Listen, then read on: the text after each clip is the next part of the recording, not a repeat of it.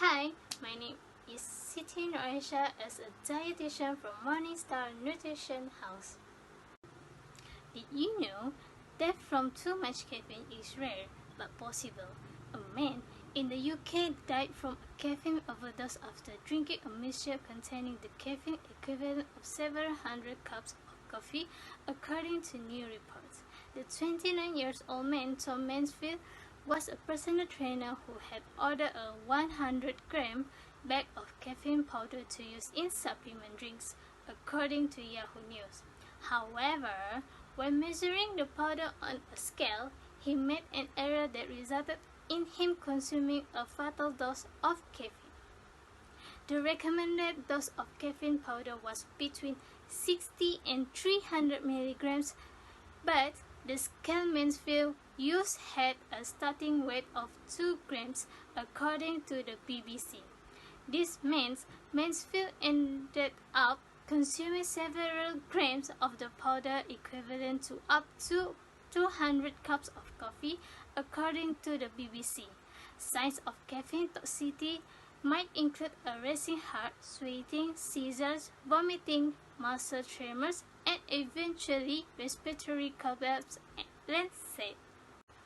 In North America, coffee and tea are the major sources of the caffeine in the adult diet, whereas caffeinated soft drinks and chocolate are the major sources of caffeine in the diet of children. Caffeine is naturally found in the fruits, leaves, and beans of coffee, cacao, and guarana plants. It is also added to beverages and supplements. Learn about sources of caffeine and a review of the research on this stimulant and health. Caffeine is increasing worldwide.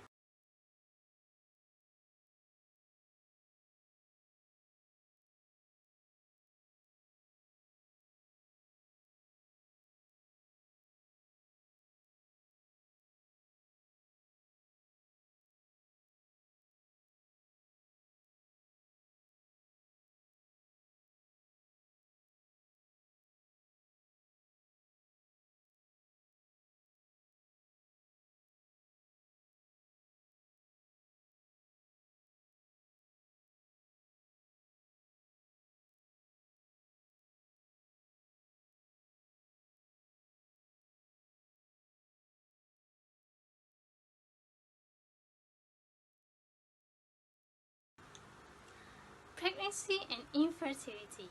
Caffeine may have a negative impact on pregnancy, fertility, glucose control, and other aspects of health. Studies have suggested that more than 300 mg a day of caffeine, or the amount equal to around 3 cups of coffee, could lead to loss of pregnancy, delayed fetal growth, abnormal fetal heart rhythm. According to the National Institute of Health, the weeks before pregnancy also count.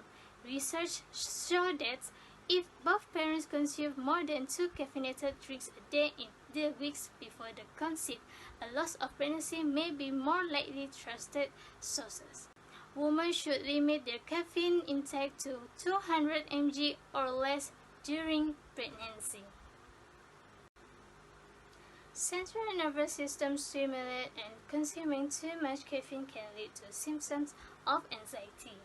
One of its main mechanisms of action is to block adenosine receptors, causing increases in dopamine, noradrenaline, and glutamate. In the cardiovascular system, this increases a person's blood pressure and heart rate. In the central nervous system, lower doses of caffeine can improve motor activity and alertness, while higher doses can produce symptoms of anxiety. Consuming more than 400 mg at once may lead to feeling overstimulated and anxious and bring on symptoms such as racing heart, nausea, or abdominal pain.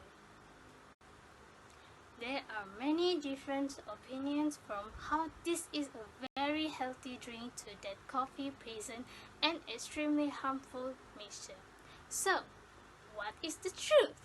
The most accurate answer would be that both opinions are correct and that depending on the amount of ingested coffee, it can be healthy but also harmful to our health.